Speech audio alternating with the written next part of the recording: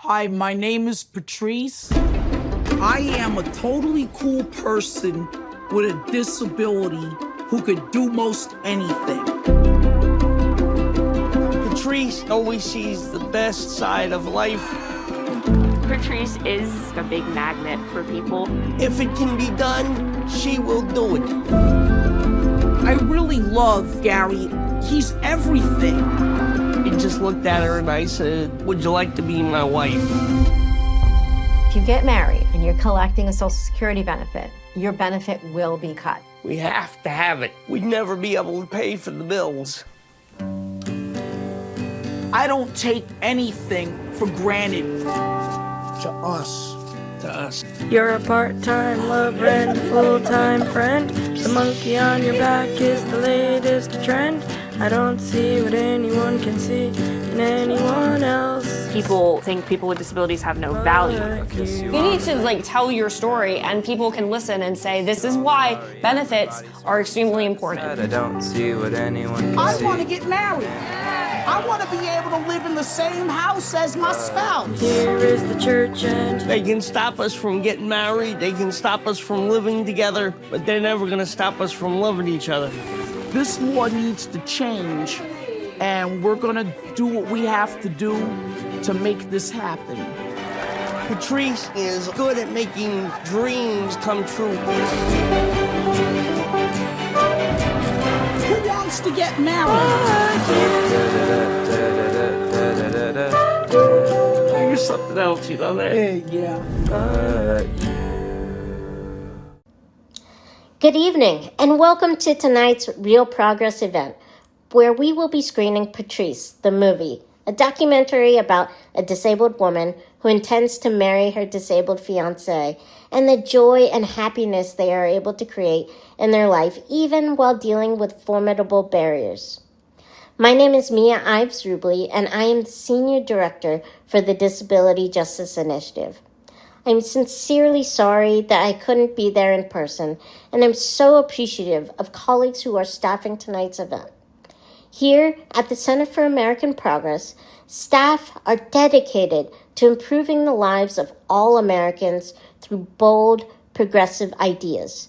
We utilize research, advocacy, and storytelling to push for policies that impact the everyday lives of Americans across the country. I'm so honored to get the chance to lead the Disability Justice Initiative, a team started in collaboration by Rebecca Coakley and Rebecca Vallis in 2018. CAP became the first multi-issue think tank to include a disability team, which became incredibly important as the disability community continued to struggle to maintain essential programs like the Affordable Care Act during the previous administration and build essential public health infrastructure during the pandemic.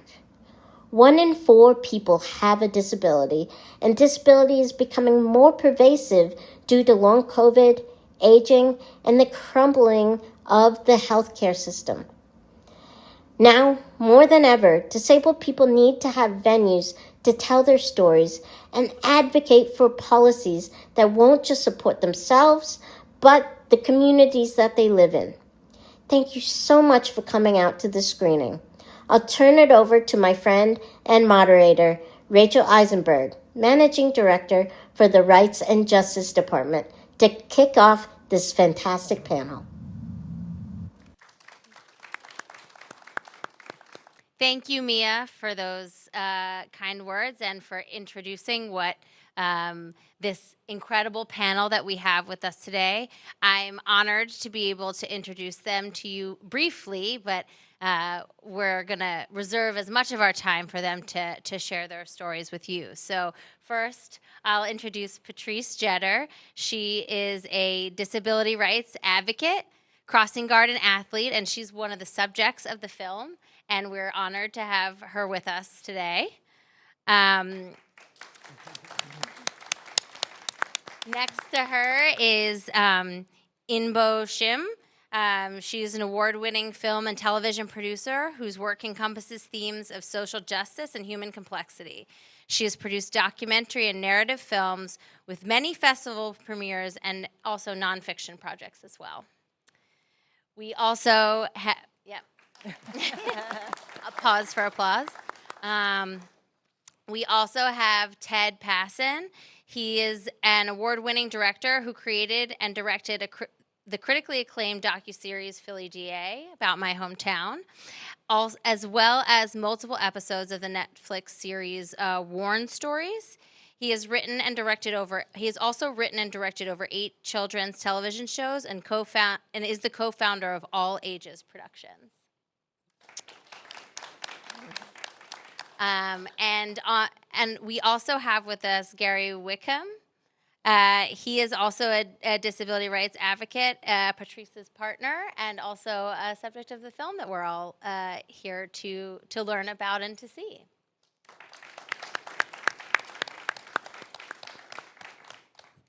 So without further ado, I'm going to kick off this panel by a question for Patrice. So the film, as we saw a little bit about in the trailer, but that, as we'll see more about, is a deeply personal story. What was it like to see your life portrayed on screen, and how did you feel when the project was first proposed to you? Well, when I first saw it on the screen, it was the most awesome thing ever to see your life on a big screen in a theater. That was amazing. When the idea came to us, me and Ted are both very creative people. I had my show on the public access channel, The Trish Show. He's an awesome director, and we just got together. It was my niece Kim, who introduced me and Ted over 20 years ago, and we've been friends ever since. So when 2 creative people get together, you make something even more amazing. Well, that's wonderful. And it's like you read my mind, because my next question was for Ted. And so what inspired you in the development of this project, and how did your 20-year relationship with Patrice influence that? Yeah, I mean, I think the first inspiration was just the amazingness of Patrice, and having known her for 20 years. And literally the first time we met, a little voice went off in my head, just like, there is something to do with this person. You need to do something with her. I don't know what it is, but you need to hang out with her. You need to do something with her. There is something that is going to happen. And it always just felt like it was inevitable. And then it just kind of worked out that, when I just finished a really big project, and then we were talking about, hey, maybe we should do something together finally. What is it? And we were kind of going back and forth. And then around that same time, Garry proposed to Patrice, and so that suddenly, sent us down this whole road of what became the film. Yeah. So, Garry, what was it like for you working with the filmmakers and the crew? And did you feel that your voice and what you were hoping to accomplish was honored through the process? Yes, I do. Working with the crew has been great. They're like family to us now. It's been almost 3.5 years, and we first didn't know each other, but now we personally know each other so well. It's like, I just can't explain the camaraderie and the closeness we got together. And also, the first 5 minutes of the film that we shot, Ted was so worried about whether this was going to work, because it was a very intimate, scene and everything. But once we got past that scene, Ted realized that this is going to work. And we've been working for like 3 years, and we've just gotten closer and closer. And I love how the film came out. And the one good thing that I do appreciate is the fact that Ted and the rest of the crew went along with us step by step, explaining to us what was going to happen. Or if we didn't like something, we say, Ted, stop. And can we do this way? They had no trouble working with us. It wasn't like he said, this is how we're going to do it, and if you don't like it, tough it. You know, it was a collaboration between the film crew and Patrice and ourselves. And so far, what's happened with the film and where we are right now is something more than any of us expected to happen. And we just hope that we can keep it going and it does work and make some changes. Well, great. Thank you. And Innbo, I would like to ask, how did you collaborate with the wonderful people on this stage to tell the story authentically and avoid the usual tropes about disabled people? Well, I have produced a lot of documentaries that touch on social justice issues, but I had never, really tackled it from a, disability justice perspective, telling the stories of disabled people, and also really kind of looking at how ableism has shaped society. From the get-go, I think realizing I didn't know what I didn't know, like it was about kind of building a team of disabled creatives at every level of the production, from creative to editor, the edit team, to on the production crew, making sure it was an accessible set for some of the recreations that you'll see later in the film. You'll see they are much bigger productions that really brought to life, like a vision that was put together between Ted and Patrice. And I think we owe a lot to Kyla Harris, who is the co-writer of the recreations and a producer on the film, in terms of guiding us, really steering us away from the tropes that disability in and of itself is something that you have to overcome, or that that every disability story has to be about trauma. We really leaned into disabled joy, friendship, love, just representation that you don't really see enough. And Patrice, your artwork is such a vital part of the documentary. So can you talk a little bit about how your art reflects your life and how you incorporated it into the storytelling for the film?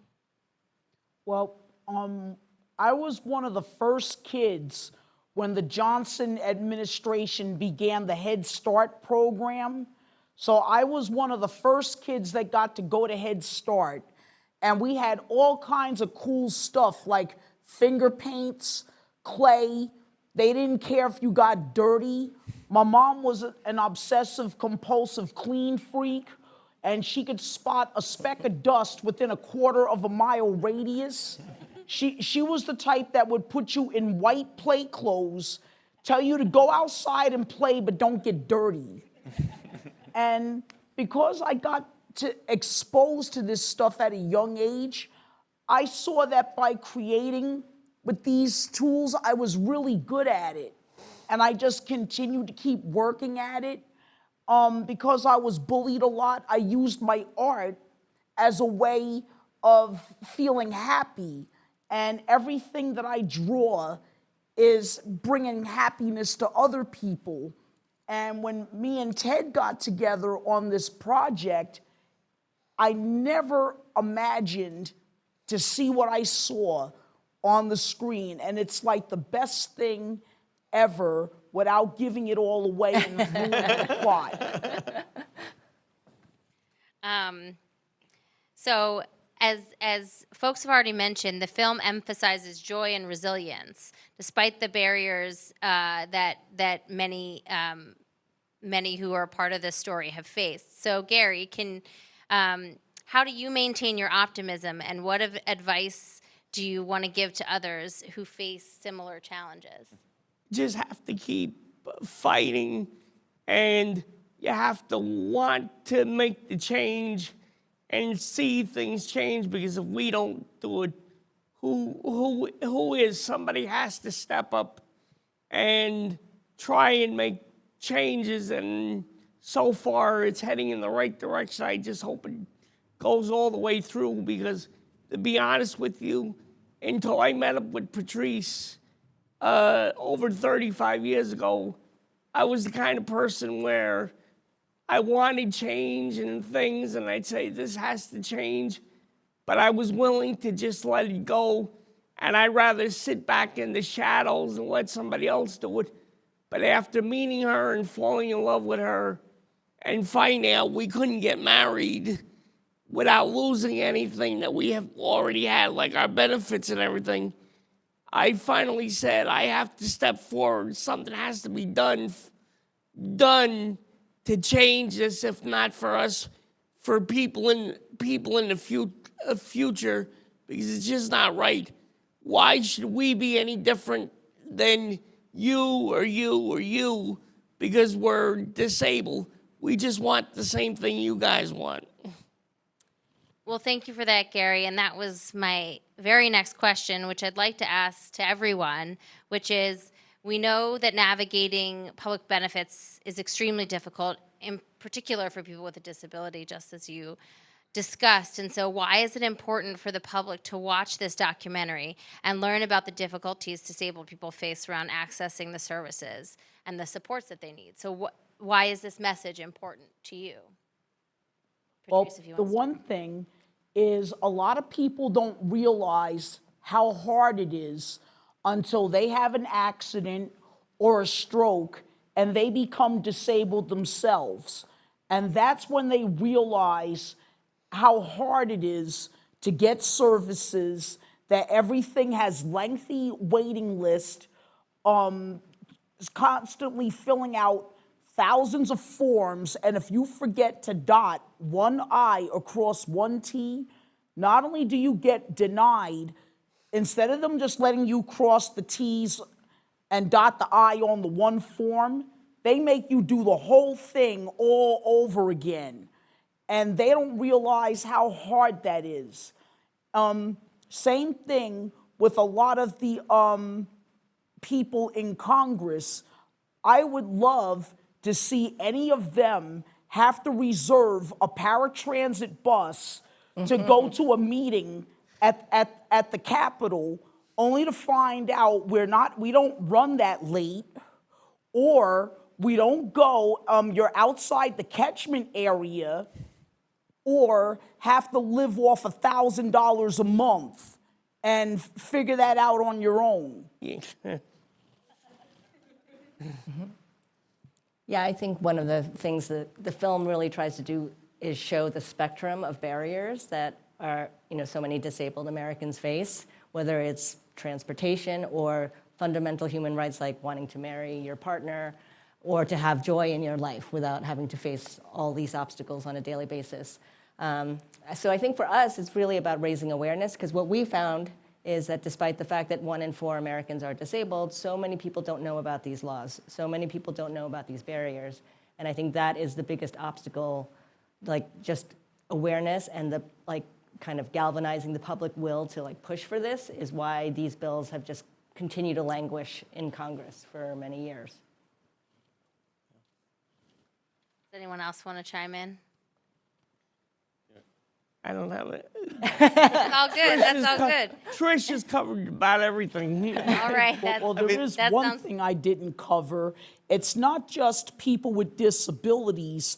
It's also people in the LGBTQ plus community. It's everyone. So it's not just about us. It's about all of us. Yeah. And also the seniors, we found out that the seniors have the same problem we do. If you're 65, 70 years old and you're lucky enough to meet somebody that you want to spend whatever time you have left with them, and you find out the same thing we did, you can't get married or the seniors lose their benefits. So this whole thing is a whole world and a whole range of things for everyone. So this question's for Patrice. You're an advocate for change, and you've participated in protests and campaigns to fight for disability rights. How do you stay motivated in the face of these systemic barriers? Well, there are times that I've wanted to give up.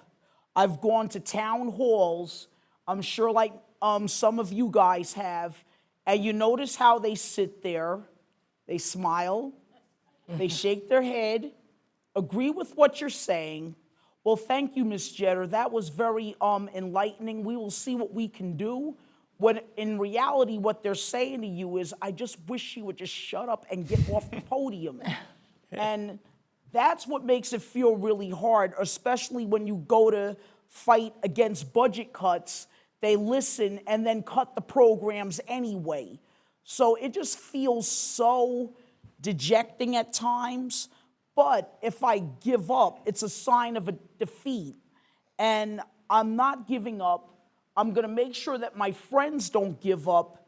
And we just have to keep fighting. It is what it is. Well, thank you for that. And this this question, which may be our last, depending on time, is you know, you're here and you're talking to a room full of people, but there are many more that are going to be watching the film. So what do you, from your perspective, hope that people take away from the film, and what do you hope that they do with it? I hope that this film helps bring change. The people who started those bills, that they got it in the door. I'm hoping that this movie will finally finish what got started, so that everybody will get the change they need, and that you get the opportunity to be with the person that you love like anybody else. Yeah, I could also add to that too. So one of the things, as Innbo mentioned, that all of the advocates who were working on this issue for years and years and years will tell you and have told us, is that the biggest obstacle to creating change around marriage equality is awareness. These bills are written, they're ready to go, and they just keep languishing because they're not voted on because there's just no political will. And so as trite as it sounds, contacting your lawmakers is actually extremely important on this issue. And we've made it a bit easier. If you go to patricethemovie.com, there's a button that says Take Action. You can put your address in. It'll bring up all your elected officials. You can write them a letter about how you support disabled marriage equality. There's 4 different bills that have all been written that kind of come at it from different angles depending on the benefits in question. And so some combination of those bills would have to pass. Not all 4, but kind of depending which ones you're talking about. Multiple would have to pass.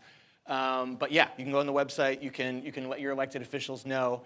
And you know, we're happy to say that we've had some traction already, which is pretty exciting. So about 24 hours after the film went live on Hulu, the Social Security Administration put out a statement about the film and said, hey, we recognize that we have some rules that need to change, some outdated rules. They specifically said outdated.